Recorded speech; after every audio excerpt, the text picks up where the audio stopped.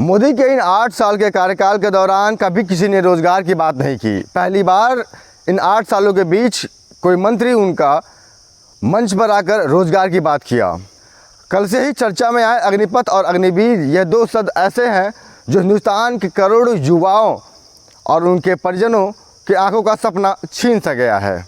जैसे मनरेगा योजना में 100 दिन के रोज़गार की गारंटी रोज़गार दी जाती है, उसी तरह से कुछ ये अग्निपथ योजना लागू किया गया है, जिनमें युवाओं को 4 साल सेना में भर्ती होने का अवसर मिलेगा और उनमें से मात्र 25% युवाओं को ही आगे की बहाली दी जाएगी।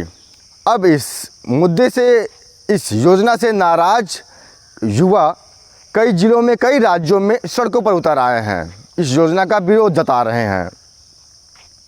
कई लोगों ने इस योजना की तारीफ़ भी की है। चैनलों के डिबेट्स में आप देख रहे होंगे कई अच्छा विशेषज्ञ उनकी बड़ाई करते थक नहीं रहे हैं, लेकिन कभी किसी ने इन युवाओं से बात नहीं करना चाहा कि हाँ, उनके मन में आखिर क्या है।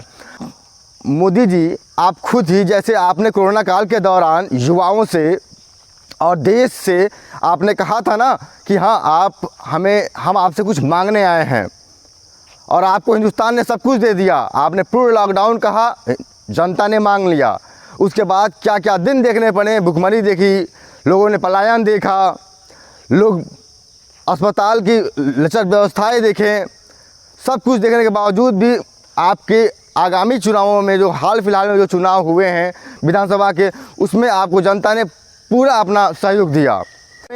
हिंदुस्तान की जनता से सहयोग मांगा, उसी तरह से ग्रामीण युवाओं से जो दिन रात पसीना बहा रहे हैं, उनसे भी एक सहयोग मांगे होते आप कि हाँ, हमारे देश के नौजवानों, हमें देश सेवा की ज़रूरत है और आप हमारे देश सेवा करिए।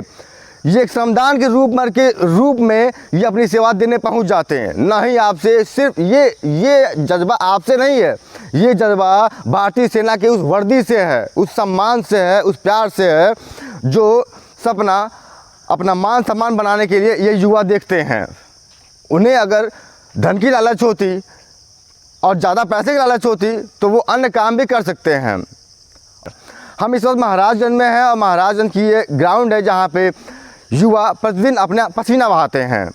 वो लोग जो दिहाड़ी करके अपना पेट पालते हैं और अपना माँ बाप अपना पेट काट करके बच्चे का पेट भरते हैं और वो बच्चे आकर के इस ग्राउंड पे अपना पसीना बहाते हैं कि वो सेना में जा कर के देश की सेवा करेंगे।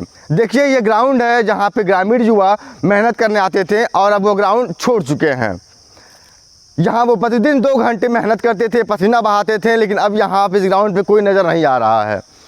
हम यहाँ कई बार मॉनिटरिंग करने आते हैं, लगातार देखते थे, युवाओं से बातचीत करते थे। यहाँ पे युवाओं के मन में कुंठा सी भर गई थी। जो युवा लंबे समय से यहाँ पे मेहनत कर रहे थे, उनका उम्र ढल चुका था, वो अब धीरे धीरे यहाँ के ट्रेनर बन चुके थे और युवा आने वाले अन्य युवाओं को प्रशिक्षित करते थे। अब जो ट्रेनर थे वो भी मैदान छोड़ के हट गए हैं और जो नए बच्चे थे वो भी अब धीरे धीरे अपना मैदान छोड़ चुके हैं। अरे मोदी जी, आप एक बार ये सोचे होते, उनसे बात कर लिए होते जो पुलवामा में शहीद हुए थे, उन परिजनों से बात कर लिए होते कि सेना की वर्दी क्या होती है और सेना का नौकरी क्या होता है। आप ये प्राइवेटाइजेशन की बात कतई नहीं सोचते।